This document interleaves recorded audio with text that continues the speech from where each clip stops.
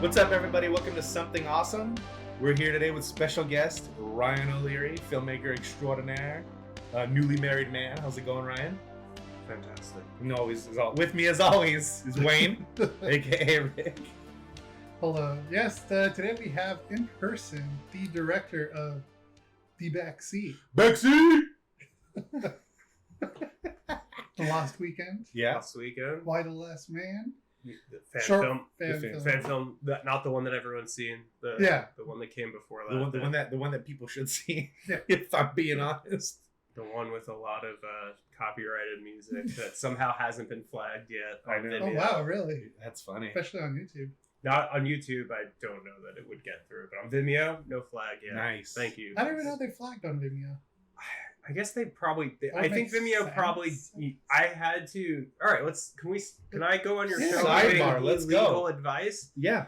So I had a friend, and this actually is a friend, not me. Even though now it sounds like it's. I had a friend who had a clip for their acting reel, and on Vimeo and YouTube it was getting flagged because of the music, and they couldn't take the music out because they didn't have it on separate stems. Oh. So the way I got around it, and this was like almost 10 years ago, so I don't know if it still works. I added a different ringtone filter on top of it. Oh, You could yeah, barely yeah. hear, and it fucked YouTubers up. do that. Yeah, it like fucked up like the way that the Algorithm algorithm catches it. caught it, and I saved their ass. So Nice. Yeah, that's why when I play the clip on the Say Anything one, where you see the two like moving like that, Yeah. that stops it from getting flagged. yeah, there's like Yeah, I learned little- that from the Gaming Theory Nice. YouTube channel. Yeah, Like, so- oh, that's how he gets away with it. Okay. So when we decide to do what we're destined to do and become pirates, Mhm. that's how we get around the system. Hell yeah, man. Also, it's Creative Commons, like. It's Whatever. it's transformative, which There I you think is really crappy. So like I was telling you about this 616 Entertainment on YouTube. Everybody check it out. Ian's a solid dude and makes really good content. And throughout the month of October, he's doing stuff related to the movie Halloween and the franchise. And last year he did a whole like 5-part series of the history of Halloween where he covered like the movies and Oh. stuff like that, and really good. Like a video essay type of thing? Yeah. Oh, yeah. awesome. Really good shit. Check it out. And so he put them out in parts last year, and then this year he put it up as the full movie version. So it's all the parts just edited together to be one long video. It's like 4.5 hours, but it goes all the way up to Halloween 2018. Oh. So when he put the stuff up about Halloween 3 or Halloween 4 last year, no problems, no copyright, no nothing. He puts the full movie version up of his retrospective, which is again is almost 5 hours long, and uses just bits and pieces. Got flagged for Halloween 4, and they're like, you can't do this, you can't do this. And so like he's like, listen, I know this is just the algorithm, and if a human being looks at this, they'll see that I am not trying to make money off of the entire movie. I can play my video side by side with your movie, and it's not gonna resemble it. And he just was like, so if you keep bothering me, like you can take me to court or whatever. There's no way. I understand fair use. I understand this shit as what I do. And they were like, okay, and they just left him alone after that. Oh, that actually Nice. worked. And what's really fucked up is like there is a video on YouTube of just the entire fucking movie of Halloween. Oh, yeah, there's Halloween like- 5, just sitting on YouTube, Dog not- on YouTube. not getting messed with. Yeah, not getting like pulled down or anything like that. And it's like, wait, this entire fucking movie is on there, shot like from beginning to end, from credit to credit, but like the 15 seconds he used of one scene from Halloween 5 is like, It's so, yeah, it's so fucking ridiculous bullshit. sometimes. Yeah. So yeah, We still get flags for some shit we like stuff. Like every once in a while, I'll see like for a video Yeah. we did in like 2012 or 2013. Yeah. like, flag. yeah, I think it's about time we start saying NO to AI. yeah. I agree. And you know what's fucked up is it's getting worse. Like it's Yeah, it's AI's good. getting worse. So go check out 616 Entertainment on YouTube and all that. Ian's a solid dude. Oh, today we have Ryan here, so we can talk about a movie that came out this year Yes. called The Batman, Yeah. which had a lot of interesting things happen to it from the beginning. Yeah. It definitely was I won't say development hell, but it definitely had a road it had to Had a travel rocky on. road. Yeah. So the reason we're talking about the Batman is because when Rick and I talked about the Batman Arkham games, and I said I hadn't seen the Batman yet because I was worried about it, Ryan said, you got to watch the Batman. And when you do, I'm going to come on the show. So Here you are. And here he is. So let's Yeah. we can talk about the Batman. All right, so the Batman, written and directed by Matt Reeves, stars my Twilight hero now, Robert Pattinson, Yeah. Zoe Kravitz, Paul Dano, who am I missing? Colin. John Turturro. Colin Farrell? Colin Farrell. Farrell. Colin Farrell, yeah. Many. Gordon. many. Who plays Gordon? I can't remember the actor's name. Was Alfred Andy Serkis. Andy Serkis. You can't forget. And then, of Um, course, we've got as Commissioner Gordon. You've got Jeffrey Wright. Yes. Yes. Lieutenant Gordon. Lieutenant, yes, because he's Lieutenant. not. He He's hasn't not. commissioned. Yeah, not yet. He's not a commissioner yet. Peter Sarsgaard. So, you guys saw this originally when it came out, I'm sure. Ryan. On he's- HBO Max. Yeah, he I said. saw it in theaters, I believe. Okay. I saw it in either Dolby or IMAX. Okay. And you had a refresher recently, and I read the Wikipedia page recently. I wanted to rewatch the movie and did not have the time. But I will say I did revisit Batman Begins and The Dark Knight about a month ago. oh really? Okay. So I've got Compare and opinions, contrast. contrast, and then I'm gonna do my best to remember the Okay. new Batman So- because it's been about 7 months. Okay, that's not Hmm. terrible. But Overall, I enjoyed this movie. Overall, I enjoyed this movie. We'll go into how much I enjoyed or what I didn't enjoy as we break it down. Right. But on the whole, the Batman feels real good. I agree about on the whole. That's right, Pats. I will say I think it is the best Batman film, not directed by Christopher Nolan. Oh, brother. I think Oh, okay. I don't know how much I'm going to stand by that when I revisit certain other ones, but that's what my lasting impression says. But I will say I could get more into that opinion later if you think that's more. We'll come back. Yeah, to it. Oh, we will. We But will. I wanted to tease it because I want to make it sound like I like the movie more than I did. I'm gonna make your new wife a widow if you stand by that. Yeah, overall, I liked it a fucking lot. Mm-hmm. Just everything about it, just the looks and all. Like, I really don't have anything maybe negative to say about this, other than like one or two things, but that's kind of maybe nitpicky. There's plenty more than just being nitpicky that's wrong with this movie. But For yeah, me. overall, For like, me. I liked it a lot. Overall, definitely go see. Definitely make popcorn and have intermission breaks. Oh my god! See, so- I'm glad you brought that because that's the biggest issue I can look back to that I remember feeling is. So let's jump into that then. Yeah. Okay. This So- shit could have been 30 minutes shorter. I It looked would have up- been better. I looked that up was my nitpick. the runtime, and I was like, 2 hours and 59 minutes. Good lord! So I was very put off right away. But That's why I didn't think you were gonna watch it. so here's what I'll say. The length of the movie and the pacing of the movie is not one of the things I think is wrong with this fucking movie. I liked the pacing. I liked the way things kind of hung. Nothing felt like it was. The girth was nice. It wasn't. Nothing was too long. Like there are movies where scenes last way too long, and it feels like the director's like making a statement. I don't feel like that happened in this movie. It was a 3-hour movie. I mean, let's be real. It's 2 hours and 40 minutes. The credits are like 20 minutes fucking long. So I think as the runtime goes, it's very off-putting to see that length. Yeah. But it's paced really well. It is. It did not feel like 3 hours. This movie moved in a really positive way as far as pacing goes. We'll get to story and everything else after. Yeah, and then what about you? Like, how did you feel about the pacing? I think the pacing's fine. I think it had just a little bloat to it that I remember feeling a little bit towards not the very end, but basically, Okay. if you were to divide it in 3 acts, towards the end of the second act is where Right.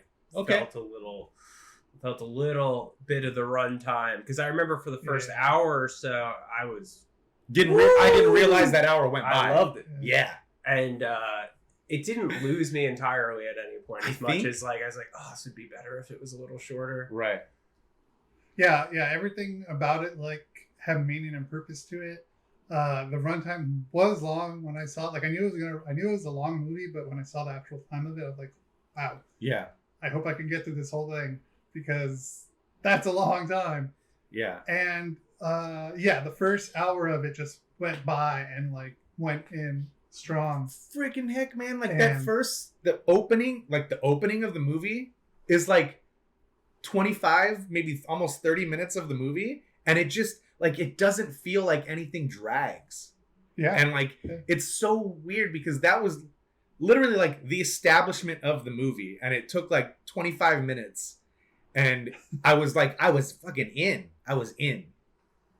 And the pacing was not anything that bothered me, in the length. I like a good length, you know? Right. So obviously, I'm gonna say your biggest issue, if I had to guess, was the bit of a male gaze going on with Zoe Kravitz fairly early in the film that I remember watching and thinking, I'm like, wow, they're still doing this in this day and age. They're lingering on some scantily clad parts. What? I don't even have a fucking problem with that. I'm not a prude. But yeah, like, I don't know. I think a lot of that, you know, you're saying this in jest. It sounds like, but a lot of that is blown completely out of proportion nowadays. And like, and it's not like she was fucking fully naked, shaking her tits in front of the binoculars. You know what I'm saying? Like, it was tastefully done, all a little creepy, a little bit creeper there, but whatever, man. Like, But Batman's a bit of a creep. Batman's a bit of a creep. She's a hot girl who's obviously tortured, and he fucking got that connection with her right away anyway. So of course he's gonna be into the hot girl. Like, give me a break. Who's not into Zoe Kravitz? If you're not, It also get did outta have a here. great chemistry between fuck them outta too, here. as far as Batman and Catwoman goes. Like within the television shows, the games, and everything like that. sexual tension. The tension Yes. there and like the banter, and as far as like how they act within, like you read in comic books and stuff, like it was like a whole mixture of all that. Something new for today's Batman. Yeah.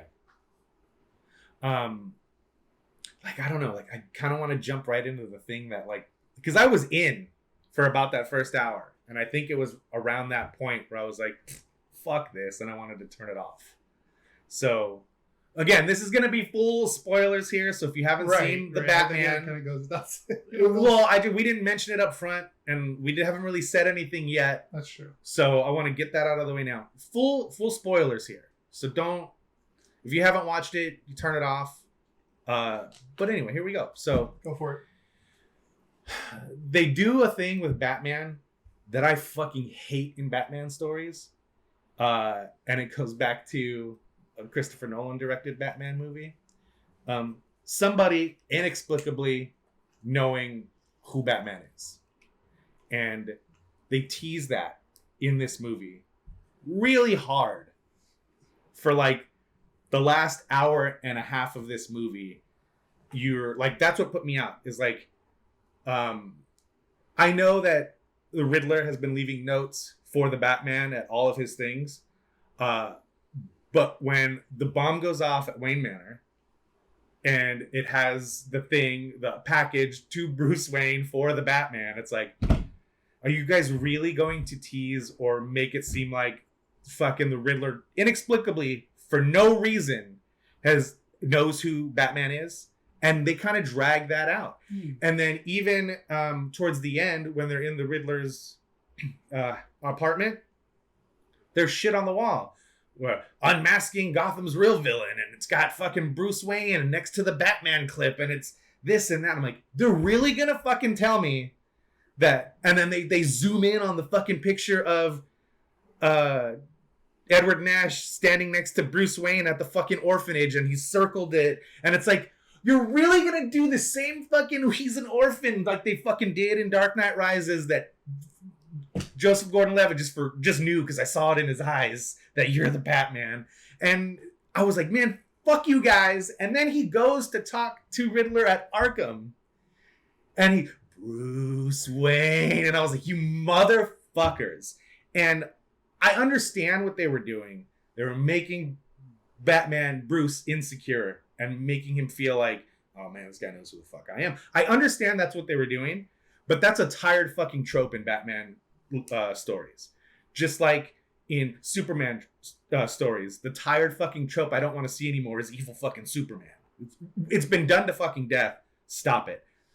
Somebody knowing who Batman is just for no fucking reason other than to add some depth to the character is bullshit. Stop fucking doing that. Well, the other thing too is that really shouldn't be a first Batman movie of a trilogy move. No, it shouldn't. You let that develop over time and Yeah. give it some plausible deniability or some shit where it's like, oh, this makes sense.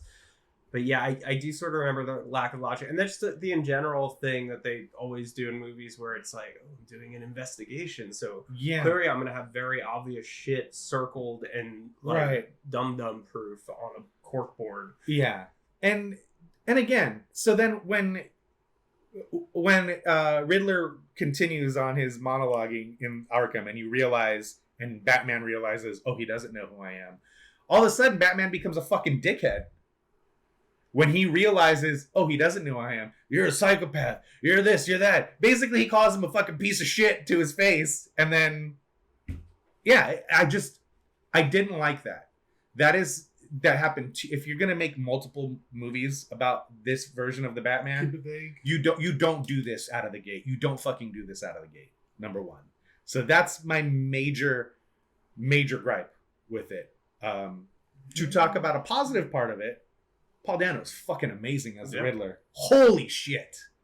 Gives this So legit good. great performance. Yeah, man. Okay, since we're spoiling the shit anyway, how about Batman taking fucking drugs to like fight? Yeah, that and was then- cool. So then, Like, I wasn't expecting that. yeah. He just fucking does like whatever, an injectable A drug. bat drug. So, that's so cool. all right, it was green. Yeah. First thing I thought was, Oh, what did I think, Greg? Bane. Yep. Bane venom. Yeah, it's got Bane juice. And then he hits it and he's up and going. I was like, oh man, is this like... And maybe that's just me because I'm a fan of Bane. Yeah. Like, I was like, oh, is Bane going to be in the next movie? Fuck yeah, let's go. So here's what I will say. I'm glad they respected the audience. They didn't tell a fucking origin story. Yeah. They didn't linger on his fucking poor parents getting murdered again. Like, we don't need to see Uncle Ben die anymore. We don't need to see Bruce and Martha Wayne dying, or Thomas Wayne and Martha Wayne dying over and over and over again. They're dead. Let them rest. So I appreciated the fact that they treated this like it wasn't the first movie in a Batman franchise, but I think that's where they got caught up in like doing the teasing the we know who Batman is thing. So it's a double-edged sword. Like, it's really cool that they treated us with some fucking respect, but at the same time, it's like it's a bridge too far right out of the gate. And it's within the first hour of the movie where you get that point where it's like, oh shit, does he fucking know Bruce is Batman?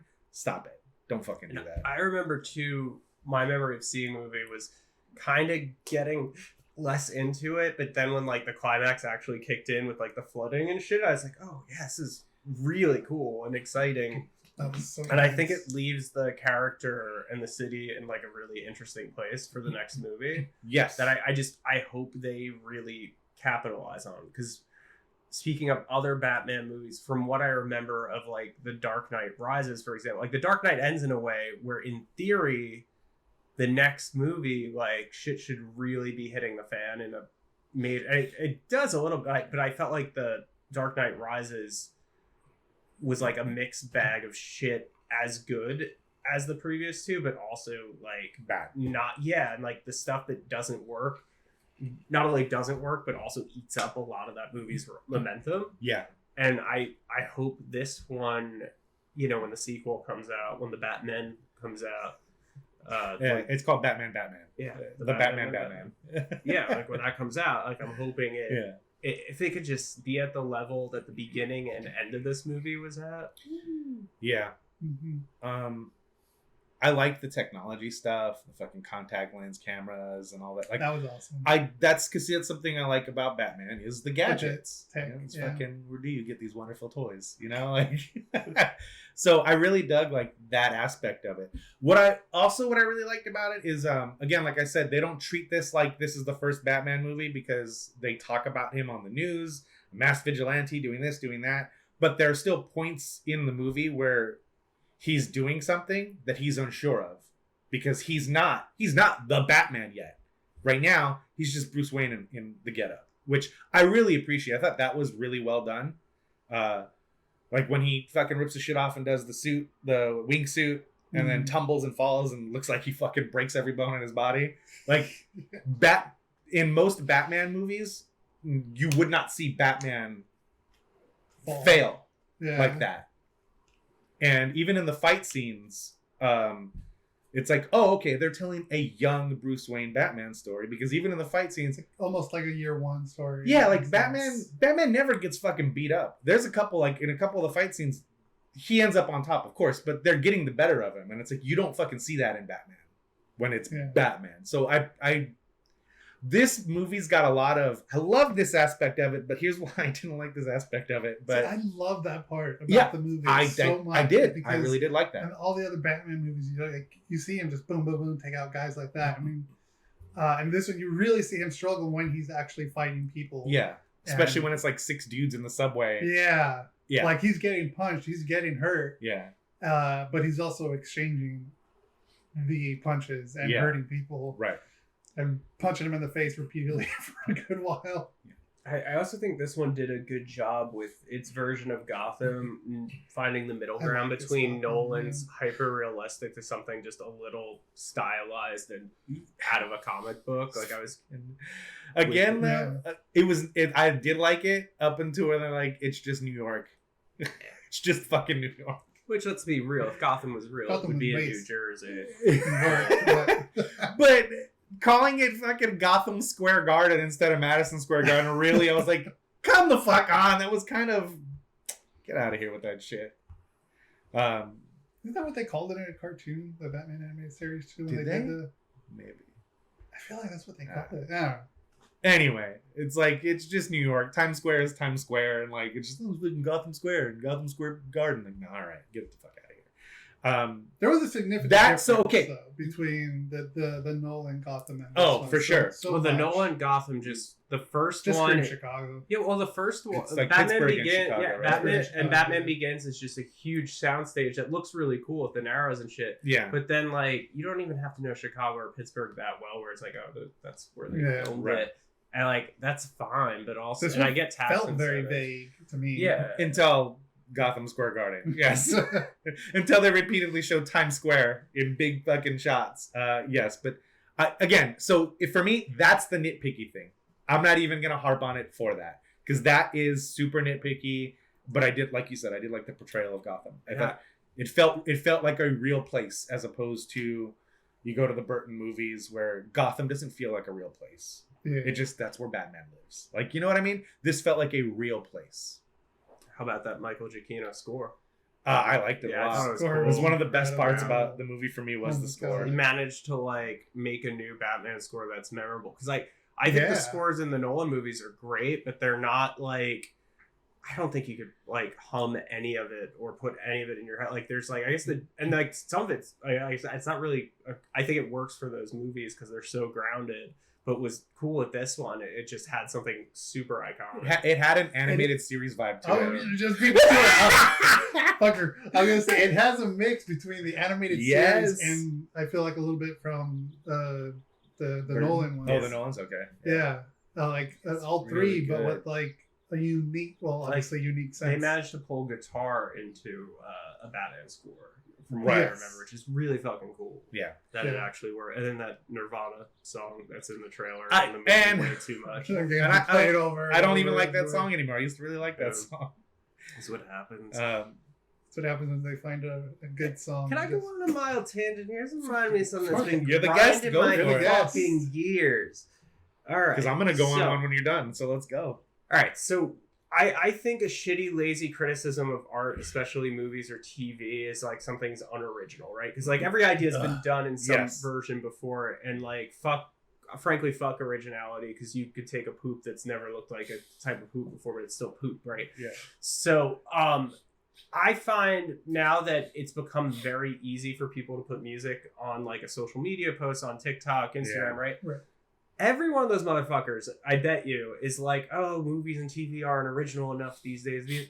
And every single one of them takes whatever song is fucking popular that year from fucking Stranger Things or the fucking dog-faced dude with the Fleetwood Mac song, and they put it on their skate videos, they put it on everything, and it's just like, come on. This Nirvana song. The Nirvana song, yeah, which is like, it's fine, but there's like, there's other shit out there. Like, they ruined, and every example I'm thinking of, the actual song is fucking good. It's just like, 100%. Why is that the song when you're like showing your like daughter playing in a field like fucking Kate Bush? Yeah, and it's just like it's a great song. I'm super glad. Like, you want to talk about this? I'm super glad that people are finding out who Kate Bush is, because that's the positive part about it. But the negative side of it is everybody in their I'm fucking tying my shoes.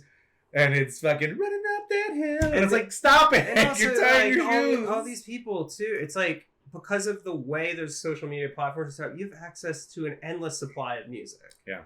And the funny thing is, it's like, so rarely is it someone using it to like, as satire or commentary. It's just, they'll think they're being really deep. Yeah, it's like, oh, man, it's going to make you think of it. And it's just like, motherfucker, like, all right, then just, I'm going to start when I hear unoriginality as a complaint about something, as someone who's made like something I could fall into a rom-com genre. Like, occasionally you would hear like a hint of that as criticism. I'm like, I'm gonna pull up your fucking Instagram. Just start fucking taking video of other people's like, Instagram. Really, that's a value to you, or is it just that you like, you know, can't put into words why you connect or don't connect with something? Right.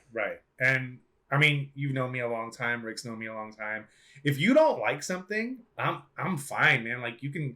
And it's not, if it's something I like, it's not going to fucking affect me. But if you say, I don't like it because that sucks, it's like, okay, why? Not because I disagree with you or because you're invalidating my opinion of something, but I genuinely want to know, what do you think sucks about this thing? Let me know. And, I just don't like it because it's unoriginal. It sucks. Okay. That's an unoriginal take that I don't need to hear. And yeah, it's like, even with something I don't like, and I hear somebody go, ooh, fucking sucks.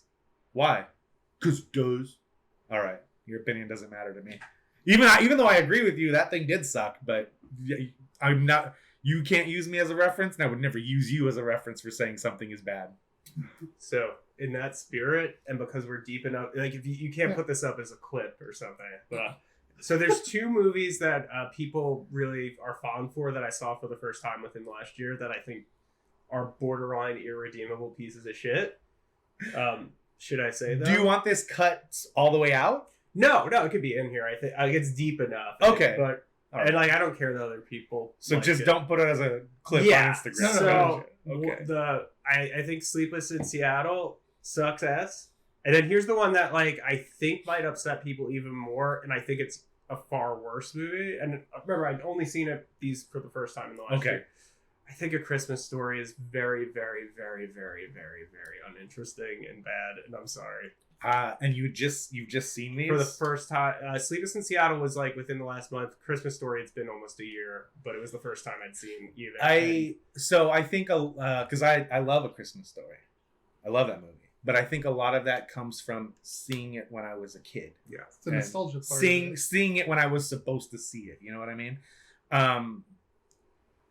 So I don't know if I could have a debate with you on it. I don't need to debate. Well, no, I know. No, okay. I know. I'm just saying from my perspective. I just don't know if I could have a debate with you on it because, one, even though I watch it every fucking year when it's on TBS every year, I genuinely don't see anything wrong with it. But I think that's probably, and I can admit that's probably rose-colored glasses of seeing a movie like that when I was a kid. But yeah, man. But yeah, I make it a point I try not to, especially with social media, to not talk about the things I don't like in Yeah. movies and TV and music, Yeah. and focus on stuff I do like. So I just wanted to use this as a rare As a chance platform. to just be like, Yeah. and by the way, here's 2 things people love that I Yeah, had a As far as strong Sleepless in negative Seattle goes, I've only seen that like maybe twice. yeah, and it's I like, think when I initially saw it, I I was have no too opinion on too it. young Yeah. to really get it. yeah, I think as seeing it as I got older, I was like, oh, this is kind of a sweet story, but I don't think it's a great movie. I think it's a cute story. It's a cute story, but Yeah. like for me, it's just like it's fine. I mean, But then again, I love Better Off Dead, and I can unequivocally say that's not a good movie, but I love it. And I'm gonna sit here and I also saw it a long time ago. Yeah. So maybe I'll rewatch it. so I have no all right. So there we go. Just Okay. getting that off my chest. It's been a while. All right, Yeah. again. All right, now time for my rant here, Okay. because this is really the last negative thing there is to say about it for me, and it kind of rolls together.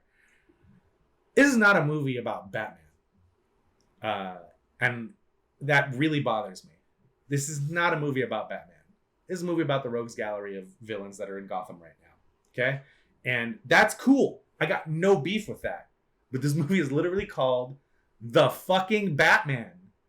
And he is used as the surrogate for the audience throughout this entire movie. And I don't like that. Batman is the world's greatest detective. And yes, the Riddler should outsmart him here and there. But the entire movie, the Batman, is multiple steps behind the Riddler. By design, because they're telling you a story of the Riddler. But he literally is like, we're fine. And I kind of appreciate that we're finding out the bits and pieces as the character's finding out. But he's literally he's the surrogate for the audience. And I don't like that. Batman should be an active participant in a fucking Batman story. There is a scene where he goes and talks to fucking Carmine Falcone. And he's like, and every time Falcone would say something, he'd repeat it. And it's like, we get it. He didn't know this. We get it. And then right after that, he goes and sees Alfred in the hospital, and Alfred tells him the same story from a different perspective. And it's the same fucking thing where he just repeats exactly what Alfred has just said to him, but with a question mark at the end in his deep voice. And his voice is fine. I'm not going to rag on that. But in contrast to Gordon, and they even make a joke about this in the fucking movie. Everybody talks like that in this fucking movie. Everybody is talking like this. So when Batman does it, it doesn't sound any different than when Gordon does it. And there's a whole scene where they're fucking interrogating the Penguin and this and that and blah, blah, blah, and they're going back and forth and back and forth. And he even goes, you guys gonna fucking sing me a song about it? You gonna harmonize next? And it's like poking fun at the fact that they sound exactly the same. And I don't like that, because the thing that makes the voice special about Batman is that's part of his mask. It's part of what he's putting on to There's hide a himself. logic to it. There's a logic to it. But when everybody is talking like this, and he goes to see Falcone, and John Turturro is excellent. He's the only one that sounds different from Batman in any of these scenes where he's having an in-depth conversation. And I'm sure if they could have pitched down Zoe Kravitz's voice and made it sound like Batman, they would have done it to her too. That's my biggest gripe with the movie, is that everybody sounds like Batman, and Batman is a surrogate for the audience, and I didn't like that. Batman should be the active participant in this Batman story. This is a great story about Carmine Falcone. This is a great story about the corruption in Gotham with all the district attorney's office. It's a great story about hearing their take on the Selena Kyle origin. Dig all of that. Love all that. This movie, overall, I fucking enjoyed this movie. But there are so many points where I was like, fuck off with that. But then they pull me back in with a sweet fucking car chase and Batman doing Batman shit. But then when they get to the real Batman shit that should be the detective work, at the beginning of the movie, it feels like, oh, cool, this is Batman, the world's greatest detective. And I understand he's young Batman in this. Yeah, I get still getting his grasp on. But in that first sequence, when he's scanning after the mayor gets fucking murdered with the carpet tool, he's scanning and picking shit out, and he's Batman. He's figuring it out and putting pieces together and telling Jim what the what is. And I dig that. And then at the end of the movie, towards the end of the movie with the showdown at Arkham with the Riddler, And they make you feel like Batman's dumb for not figuring out what the problem is. And then he goes back and puts all the pieces together that we already saw as to what is going on. And yes, you have to have that, but you don't have to do it at the expense of Batman for him to find that shit. You don't have to tell us that he's a fucking dumbass because he can't figure out this Riddler puzzle. And then he goes back and figures it out. Like, just have him fucking figure it out. And I understand you want this great Paul Dano monologue, which is fucking fantastic. That I can't stress enough how good he is in this movie as the Riddler. Like, favorite part of the movie. John Turturro again as Carmine Falcone. Great performance. Fucking fantastic. Like, every performance in this movie is great, except for the one I wanted to be just good. And it's Pattinson as Batman. And it's not his fault. Because he is perfect for the Batman they had him portray. And he nailed what they were telling him to nail. I just feel like in the writing process, they got too excited about Gotham and the rogues gallery that they were getting to use and the overarching story of this movie and lost what makes Batman Batman. And that's my beef with the movie. It's not a bad movie. I'm not going to sit here and be like, oh, it's too fucking long. This could have been cut. That could have been cut. I could probably nitpick on some scenes that could probably have been chopped up a little bit, but I'm not going to do that because that's completely irrelevant because it didn't feel like 3 hours. It moved. It had a great pace, had a fun story, different story. Andy Serkis was fucking great. I can't say enough about how much I enjoyed this movie.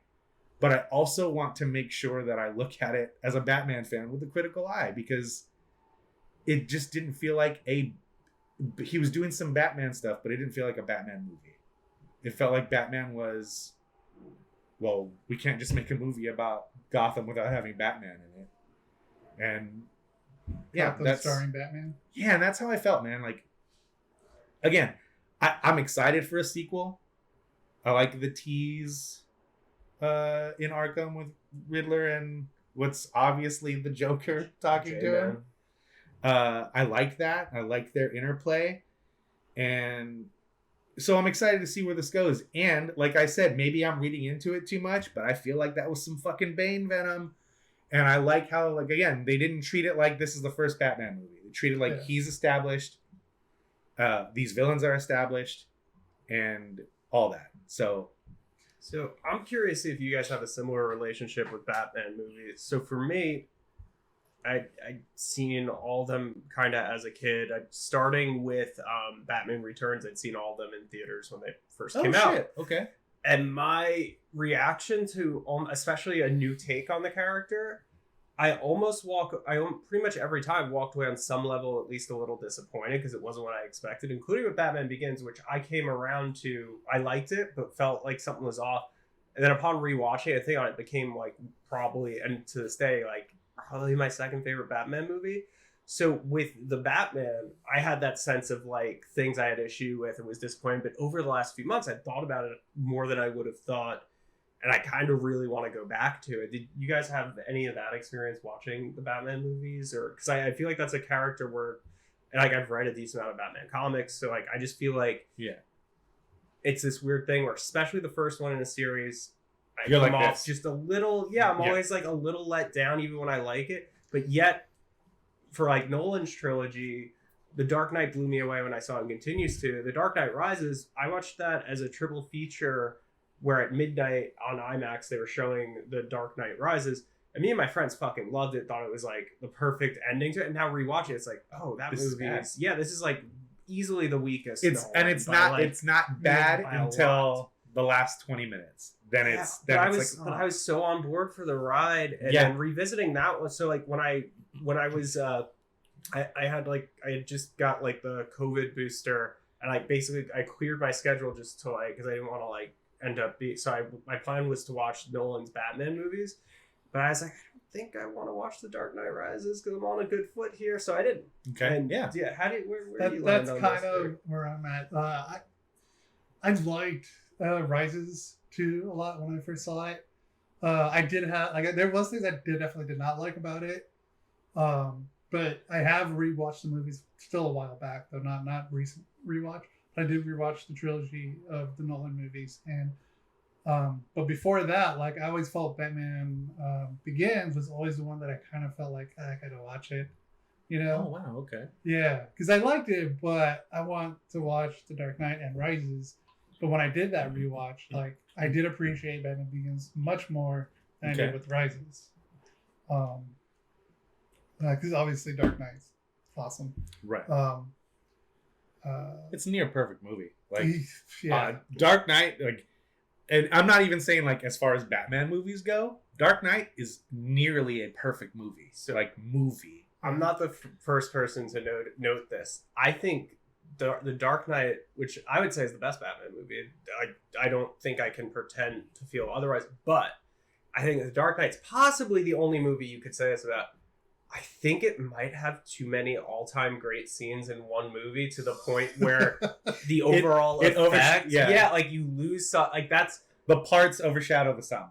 I think so. I think it's maybe the only movie where scene for scene, like each scene and sequence works so fucking well, and you could take any part of that movie and release it as like the best short film ever. And you could show it to someone and be like, this is why I like Batman. Yeah, and it works. And this is why I like Batman. I almost wonder if that is, I guess, like the closest. And there's like nitpicky stuff, but as far as like big picture, if I was like, is that maybe its issue? Because rewatching it recently, it's like, fuck, everything in this movie, it just works. It's such a well-oiled machine, and also, I believe Christopher Nolan, they rewrote that script where like there was not a single, I believe, I could be wrong, I think there's not a single deleted scene from that, which is insane because that movie like intercuts with stuff so much. Yeah.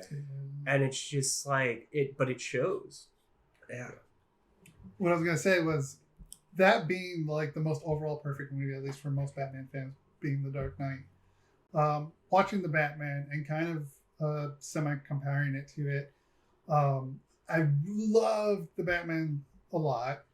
I feel like this next movie is going to be a high contender for it, and expectations for it to be one of the best Batman movies. Here's what I'll say. As much as like and it's going to come off as more negative what I'm saying about this movie than I actually feel about it. But again, I think I would be doing myself a disservice if I didn't talk about the things that I genuinely disliked from this movie.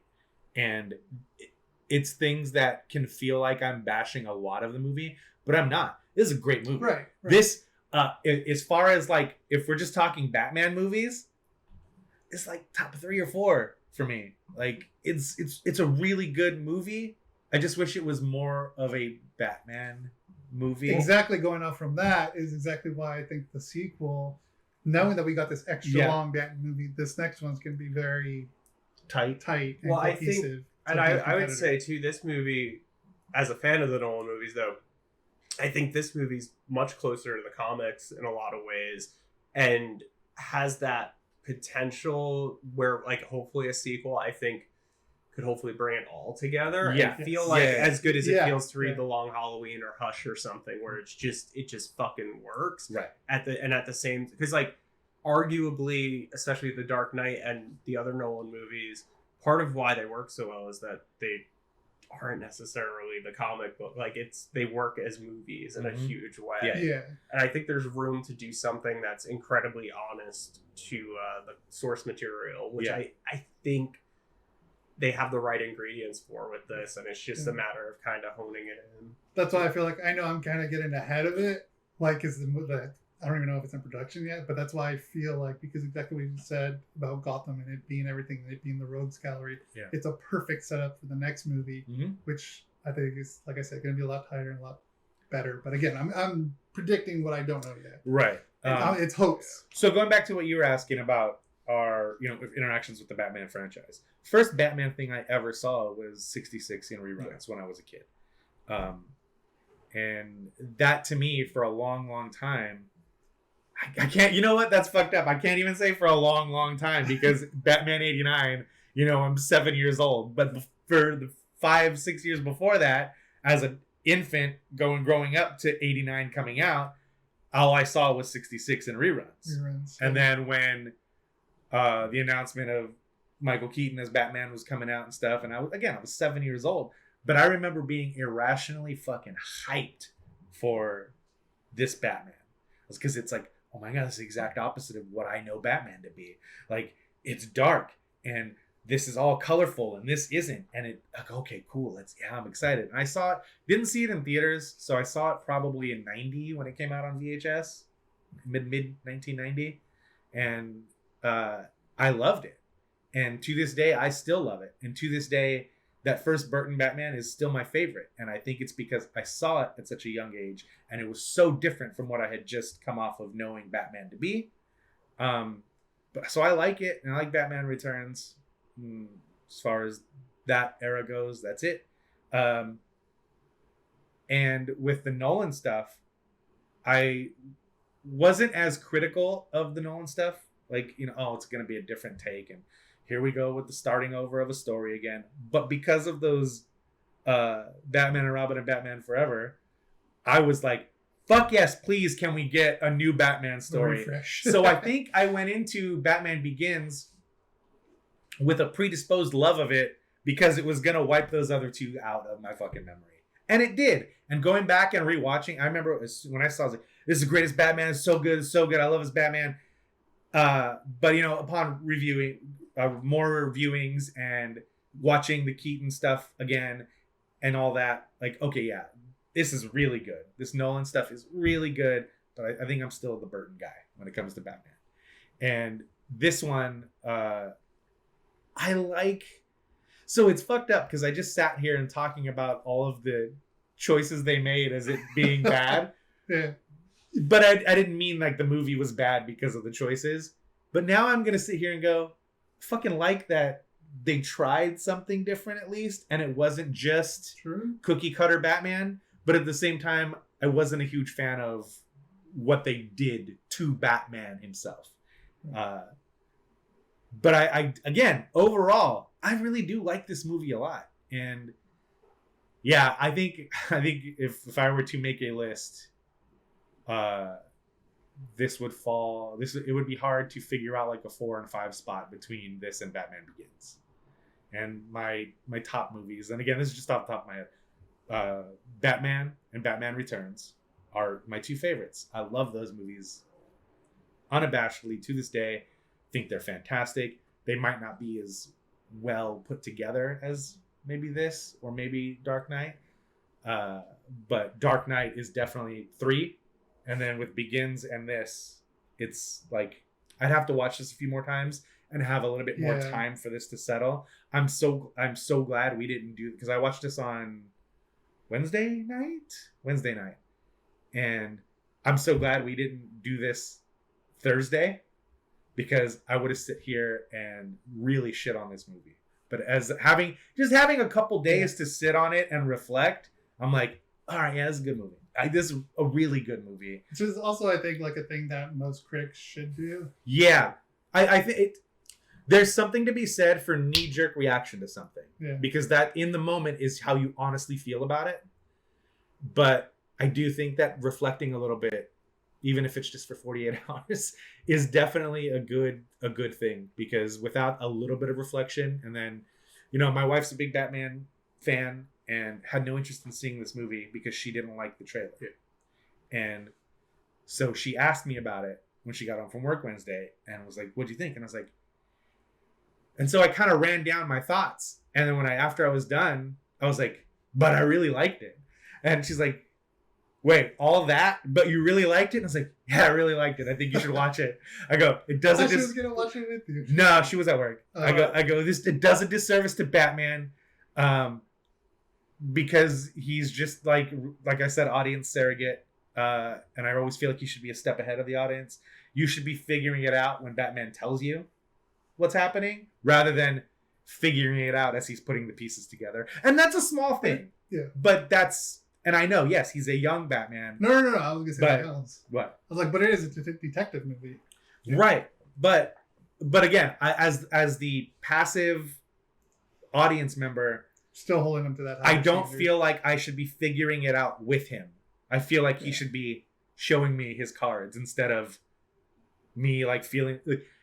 Let's talk about. But it is Let's something put that it you don't get a lot. right, but let's at put all it in the from perspective of Batman. like a video game. Like that to me felt like a video game sequence where I was controlling Batman as he was finding these clues, and I was seeing them too. Whereas in a movie experience, I want Batman to already know and be showing me his Okay. cards. You know what I'm saying? You know, I And get you. and again, I don't want this to be. I probably should have fucking said more. Well, no, I did say overall I really liked it Yeah, at the yeah. top. So, but I knew I was gonna be negative, and I know I'm gonna nitpick at things that some people probably aren't gonna nitpick at. And I'm not even gonna sit here and say it's because I'm a bigger Batman fan, because that would be super pretentious, and I fucking hate that. But I've been watching Batman for a long time. I'm 40. I've been watching Batman for at least 38 years of my fucking 40 on this planet. And been watching a lot of different iterations of Batman, from 66 to animated series to Burton, Nolan, now Matt Reeves, and then reading comics, reading the No Man's Land novel that my wife likes to reread every fucking year, and it's so good. Like reading Killing Joke and like Year One, and having a good base of Batman knowledge. And again, I'm not going to sit here and say I'm smarter than anybody that know more about Batman or a bigger Batman fan. But for me, those were the things that were like putting me off. But again, this is a fantastic movie. It's fucking fantastic. And I'm very curious to see how you feel about it in 6 months without revisit it. And Right. I'm curious when I revisit it too, because yeah, it is something with certain movies and the digesting period. Like, so my favorite movie, I can say pretty confidently now, like period, is the movie Adventureland. When I saw that in theaters, I was an adult. I liked it a lot, but I wasn't like, oh, I just saw my favorite. I don't even know if I would have said that was my favorite movie of the year when it came out. Right. And I think it's the way it's kind of, and that's not like a movie where there's something huge intellectually to be chewing on, but for whatever reason, as I've grown older and I've watched it again every few years, it's become clear. And I do wonder, something with a good Batman movie.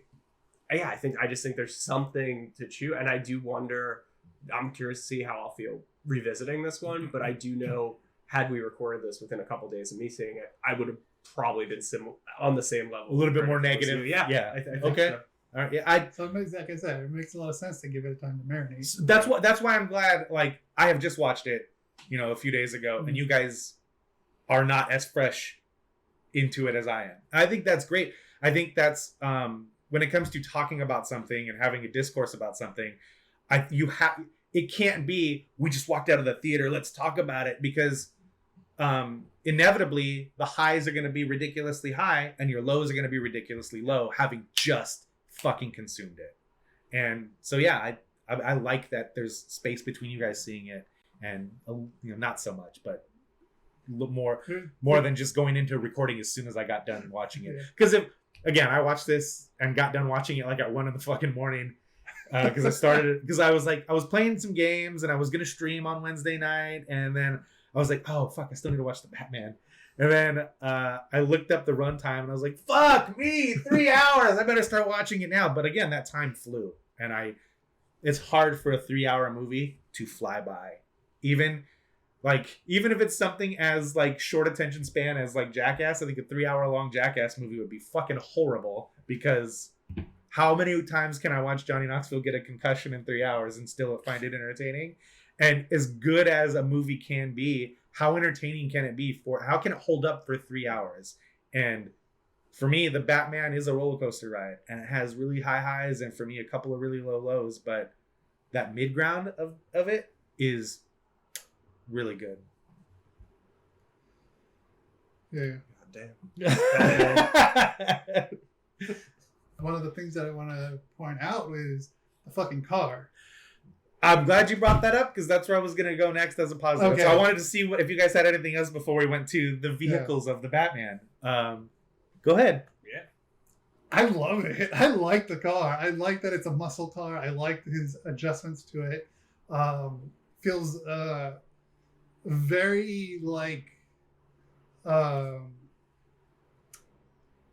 set in reality. Yeah. With the way he has everything modified. Right. So I was telling Alexis this. As goofy as this is going to sound, but given what Batman 66 is, the Batmobile in that show felt like a real car with some cool modifications.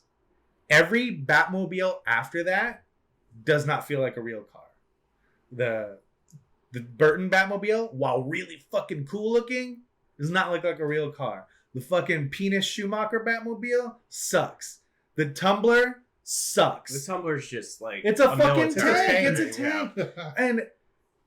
And then when I saw this, and I'm like, oh shit, this is just like a fucking baha'd out muscle car. Let's fucking go, Bruce. And it feels like, again, that's another thing that made me put in like perspective. Oh yeah, as a young Batman.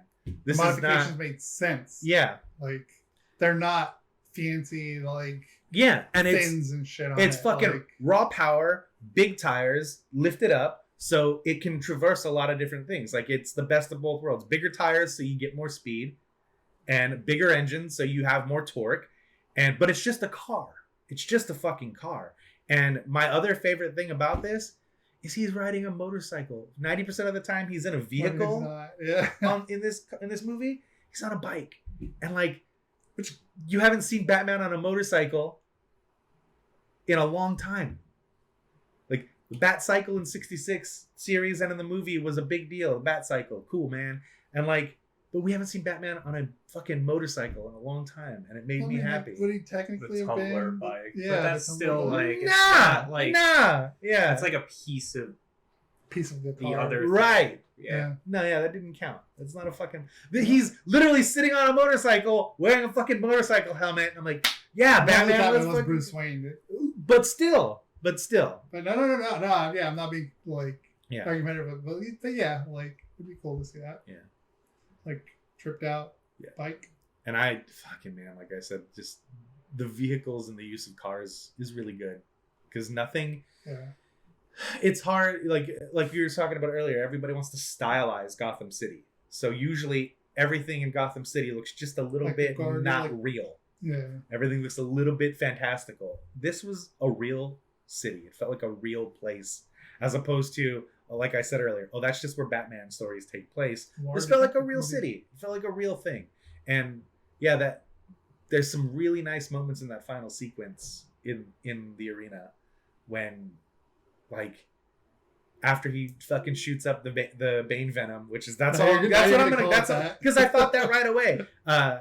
And he's fucking walking through the water, and he walks over and he helps the kid first, and then he helps the new mayor, and like that. And that is, to me, like, this is a great jumping off point for Matt Reeves' Batman, because the other thing I noticed is, like, I was telling Alexis, it was funny because we were talking about like Kevin Smith also, because I just watched Clerks 3 that we're going to talk about at a later date. But when he's talking about An Evening with Kevin Smith, when he's talking about writing the Batman, and the producer's like, or Superman, don't fucking call him Superman. I don't ever want to call him Superman. I don't want to see him in the suit. Like, this movie has a little bit of that, but in the right way. Where, like, nobody calls him the fucking Batman. He doesn't call himself Batman. The only one that calls him Batman is in text, and it's the Riddler. But he calls him the Batman. It's for the Batman. And nobody calls him Batman, which is like, he's the masked vigilante, or he's, he says, I am vengeance. He never says I'm Batman. And that right away stuck out to me as like, fuck yeah. So right now, he's still just Bruce Wayne in a mask, and hopefully as we get into this, and like the real Batman story is that Bruce Wayne is the mask and he's Batman. Like, Batman is the real him. As Batman gets older. And that's always, to me, what the real story is. I might be off, I might be wrong. People might not agree with me, but Bruce Wayne is the mask in everything we've ever seen, not Batman. I think most Batman fans agree with that. And this felt like Batman was still the mask. He's not Batman yet. And I thought that was really fucking cool. Nobody calls him Batman. Is that true? I can't remember. Nobody calls him Batman. It's written, but every time you hear a news clip, it's, oh, the masked vigilante. Or, oh, like they jokingly call him, oh, hey, vengeance boy. Like, they're joking around, making fun of Batman. And they establish up front that the low-level criminals in the city are afraid of him. Yeah. But they also establish up front that the established crime of the city doesn't fucking see him as a threat until the end of the movie. And I like that. And nobody calls him Batman. And he's the masked vigilante. He's the guy in the mask. It's like, yeah, good. Don't call him Batman. I like that. You know, I totally forgot to send you the link to this because I know you probably haven't watched it. You probably have watched it. The deleted scene with Joker. Yes, I don't. Oh, there's a remember deleted it. scene? There With is. Joker, It's yeah. on YouTube or something. Okay. I'll check that out. I like Okay. the way they played it in shadows and you don't see him. Yeah, which Yeah, I think was we- a big part of why they took it out because they didn't want it to overshadow Yeah. any of Yeah. the content. Yeah, like I think if the Which was a deleted great scene idea. was in, it would have fucked up the movie a little. Yeah. Yeah. Even Okay. though it's a cool scene. Okay. I'll have to check that out. From what I remember seeing. In case Yeah, I don't it's just them understand. bantering, and the actor who plays Joker is the same actor who was going to be in Why the Last Man. Yep, Sure. Brian Kogan Yeah. or something. Yeah, Like, that dude's Keegan. awesome. Okay. Yeah. So he was going to be in what? Or Well, he He wasn't? was He was gonna be on the in- TV show. Oh, Yeah. okay. He was He was the originally last cast. cast. I haven't watched it. I won't Yeah. watch it. I told Rick that doesn't exist. We to talked me. about it. Well, And then when it Yeah. got canceled after the first, he's like, "Why? There's no reason for me to fucking watch it. I'll just go back and read the book." well, it got me to reread the book for the first time in like a decade. So Okay. You got a time or you got? I've gotta Wrap. take a journey. Okay. But any last bits I can. We gave our overalls. It's Yeah. it's a fantastic movie. It's similar to the way I feel about Legend of Zelda: Breath of the Wild. It's an awesome fucking video game. It's a bad Zelda game. I think this is an awesome fucking movie. Could be a better Batman movie, but I think we're gonna get there. I think we'll get there in the next one. Like That's why I feel positive about the next. Yeah, coming out of it, I was like, 'Cause this was we're like- gonna get there. Yeah. Set. Mm-hmm. All right, so that's gonna be it for something awesome this week. Thanks again for Ryan for being here. You Mhm. can find him on Twitter at the Bloody Mess. Yeah, the Bloody Mess on all social media, Pornhub, you name it. And then you can find all his Yeah. movies or info about his movies there as well too. As always, make sure to check out Stoat Krow Komedy on Bandcamp, who supplied the music for us for our podcast. And yeah, man, Nigel's a solid dude making great content on the internet. And check that out. Yeah, and we'll be back next time. Thank you again for following and liking and commenting. Let us know about your top Batman movies and what you think about the Batman. I'll be interested to read those. We'll be interested to read those. So, until next time. That was something awesome.